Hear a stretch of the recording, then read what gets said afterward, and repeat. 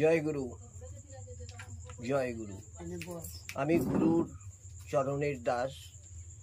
আমি একজন কীর্তনিয়া। আমার নাম আপনারা সবাই জানেন তো, গোপাল গোস্বামী। আমি সামান্য একজন কীর্তনিয়া। গুরুর কৃপায়, গুরু কৃপা যা করেন আমি সেটুকুই বলি। আপনাদের কিছু বলবার জন্য আমি এই মন্দিরে উপস্থিত।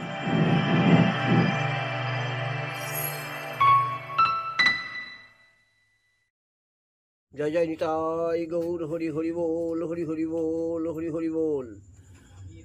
আমার গৌর ভক্তগণ, আমার মায়েরা, আমার পিতামহ যারা আছেন, আমার বাবারা, আমার গৌর ভক্তরা, আপনারা শুনুন।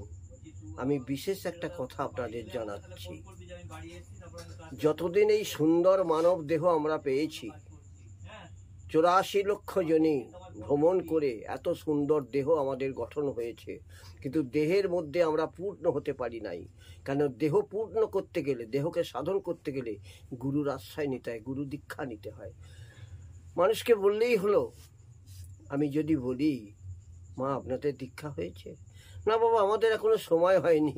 মা, এটা বড্ড ভুল কথা বলা হচ্ছে মা গো। দীক্ষা যতদিন না হয় দেহ পবিত্র হয় না।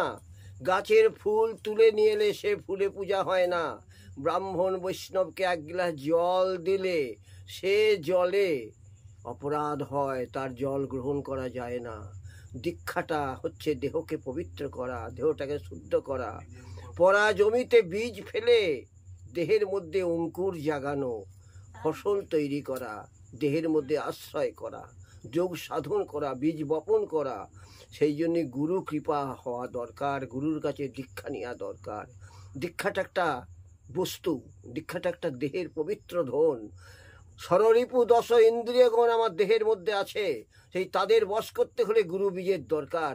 গুরু দীক্ষা না হওয়া পর্যন্ত কোনো কর্ম হয় না। এমনকি কোনো কর্ম হয় না, কোনো মন্দিরে ওঠা যায় না, কোনো নৈবেদ্য সাজানো যায় না, এক গ্লাস জল দেওয়া যায় না, গুরুর আশ্রয় করা যায় না। গুরু কৃপা খুবই প্রয়োজন। দীক্ষা গ্রহণ করতেই হবে মা। দীক্ষাটা একটা হচ্ছে দেহ পবিত্র করা, দেহটাকে শুদ্ধ করা, আত্মাকে শুদ্ধ করা, ব্রহ্মকে শুদ্ধ করা। ব্রহ্ম আত্মা, জীব আত্মা, পরমাত্মা, এদের সবাইকে একত্র করে সাধন করা। সেই জন্য দীক্ষা, গুরু বীজ দেহের মধ্যে ধারণ করতেই হবে। গুরুর বাক্য মেনে চলতে হবে, গুরুর আশ্রয় করতে হবে। গুরুর বাক্য লঙ্ঘন করা যাবে না। গুরু যা বলবে গুরুর নির্দেশ মতো কর্ম করতে হবে মাগো। সেই জন্যই শাস্ত্রে বলেছে, গুরু ছেড়ে গোবিন্দ ভজে সে পাপী নরকে মজে। গুরুর কথা, গুরুর বাক্য, গুরুকে ছেড়ে কোনো কর্ম হয় না। আগে গুরু সেবা, তবে গোবিন্দ সেবা।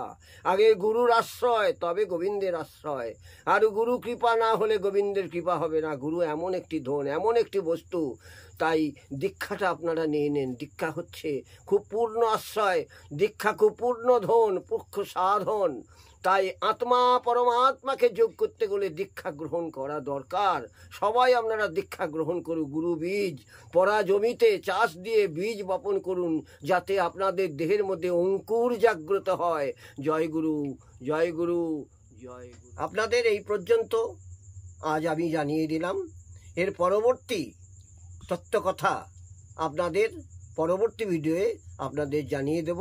আপনারা কৃপা করে আমার সঙ্গে আপনারা থাকবেন।